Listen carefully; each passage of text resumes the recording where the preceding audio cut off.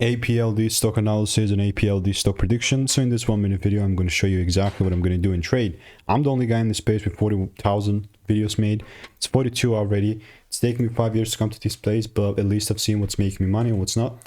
And all that to say is that I'm just looking to double down and get involved even more here. Now, I know it's correcting down, but you can see like from the beginning when it was like around $5 is when I really began buying. It was like, yeah, 566. That was very nice 3 weeks ago. And since now we're here, I also got like one more long here which delivered. The only thing that's going to move the needle forward for me is a double break here. And if I don't see that taking in place, and if I don't see that shifting, then I guess I'm not going to be buying, you know, because people really like to overcomplicate stuff, which obviously really you don't have to. And the more I've been into game, like for example now 5 years, I've seen what's making me money and what's not. And even here I have so many previous receipts with the Discord with 39 results pop up.